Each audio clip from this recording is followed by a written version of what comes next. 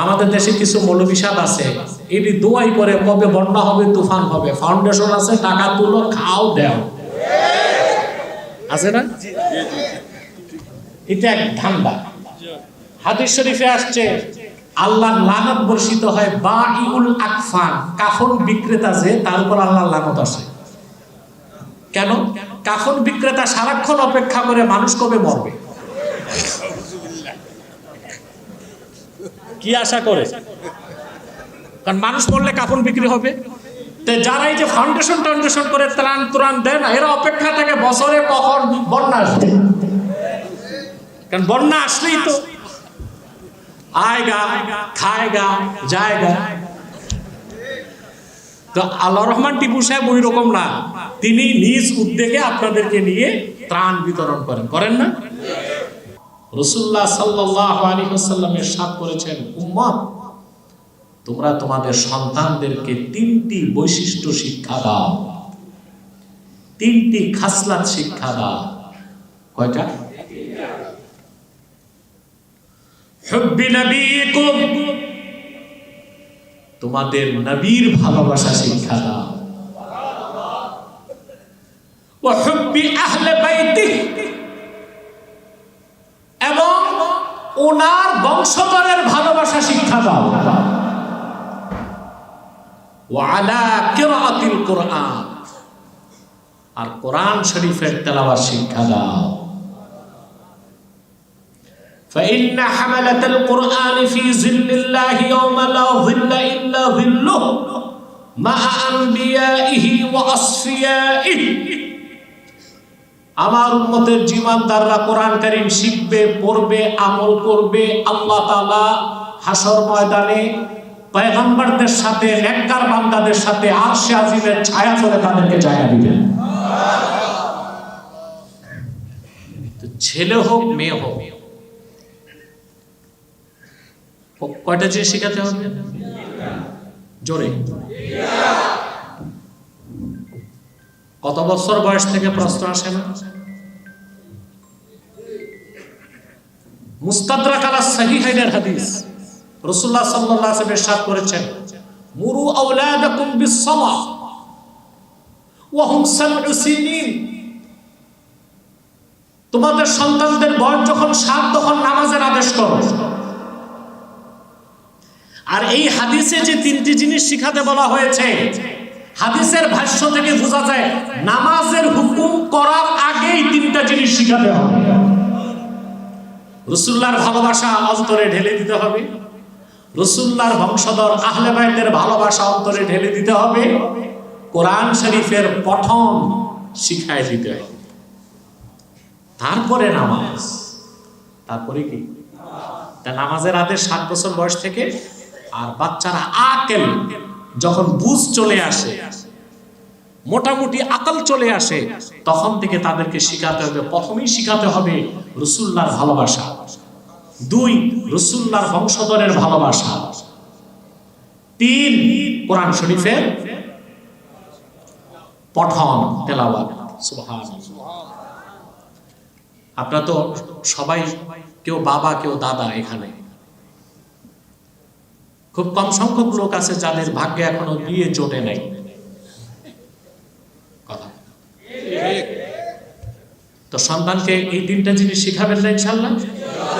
আল্লাহর হাবিবের ভালোবাসা, আহলে বাইতের ভালোবাসা, আর সব কিছুর আগে আল্লাহর কোরআন পড়তেই পারে। কি অভিশপ্ত কিন্ডারগার্টেন আসলো, আছে মৌলভী বাজারে কিন্ডারগার্টেন? এটা হচ্ছে ছাত্রদের মন মস্তিষ্ক থেকে, ছাত্রদের মন মস্তিষ্কে যেন ইসলামের নূর প্রবেশ না করে পরিকল্পিতভাবে সারা দেশে কিন্ডারগার্টেন করা হয়েছে, এই প্রজন্মের পর প্রজন্মকে ইসলাম বিদ্বেষী নাস্তিক প্রজন্ম গড়ে তোলার জন্য। কি উদ্ভট একটা কালচার। 4 বছরের বাচ্চা স্কুলে যায়,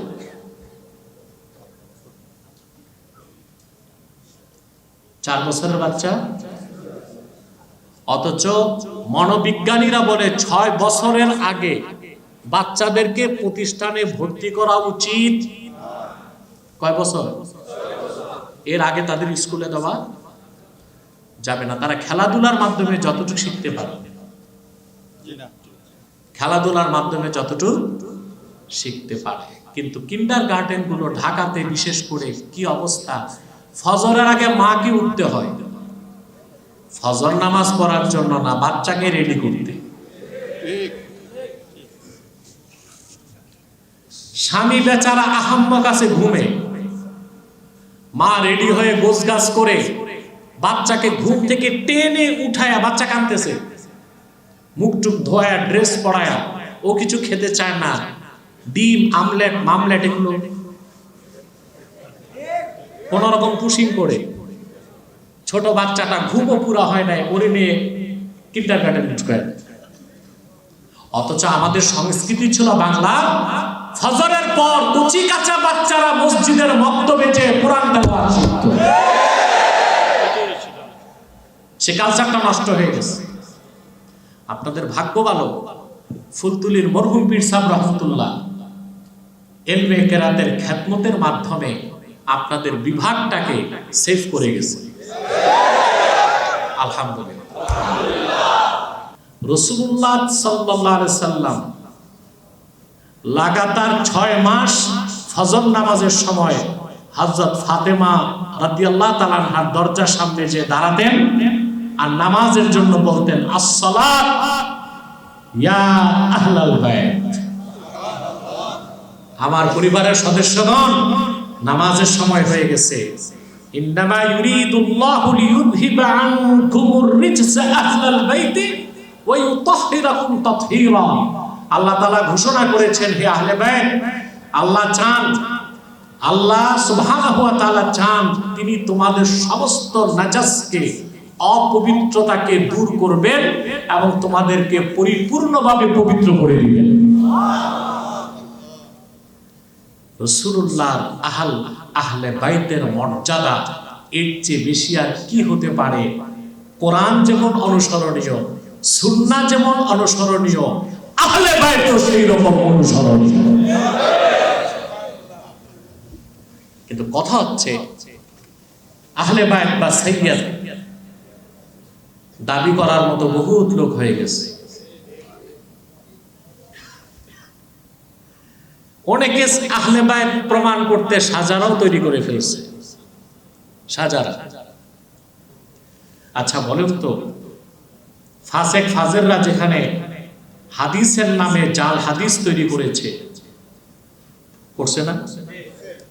বরেণ্য মুহাদ্দিসগণ জাল হাদিসগুলোকে পৃথক করে দেখায় দিয়েছেন এটা রাসূলুল্লাহর হাদিস না। অতএব জালভাবে মওজুভাবে সাজারাও তো তৈরি করা যায়। কেউ আহলে বাইত কিনা, রাসূলুল্লাহর কলিজার টুকরা হযরত ফাতেমার বংশধর কিনা, তার জন্য প্রথম দেখতে হবে তার সিরাত, তারপরে তার সূরা, তারপরে তার আমাল, তারপরে তার সাজারা। আগে সাজারা না, আগে দেখতে হবে অর্থাৎ তার আকীদায় কোনো ত্রুটি আছে কিনা। যদি কারো আকায়েদের মধ্যে ফিসফিল ইতিকাদ, আকীদায় ত্রুটি থাকে, শিরক থাকে, কুফর থাকে, খোদার কসম সে আহলে বাইতের বংশধর হতে পারে না। কোরআনের আয়াত প্রমাণ দিচ্ছে, এটা কি আমার কথা? আল্লাহ বলেছেন, ইন্নামা ইউরিদুল্লাহু লিইউযহিবা আনকুমুর রিজসা আহলাল বাইত। রিজসুনের শাব্দিক অর্থ হয় নাপাক, মুফাসসিরগণ তাফসীর করছেন গুনাহ। অর্থাৎ আল্লাহ তাআলা যেখানে রাসূলুল্লাহ সাল্লাল্লাহু আলাইহি সাল্লামের পরিবারের সদস্যদের থেকে গুনার কাজ হওয়াটাকে মহাল করে দিয়েছেন, গুনাহ, রিজস, সকল অন্যায় কাজ, শরীয়ত বিরোধী কাজকে নিষিদ্ধ করে দিয়েছেন এবং তাদেরকে আল্লাহ পবিত্র করে দিয়েছেন। সেই বংশধারায় যারা আসবে তাদের আকীদায় কখনো শিরক কিংবা কুফর থাকতে পারে না। এটা হচ্ছে মানদণ্ড। এটা কি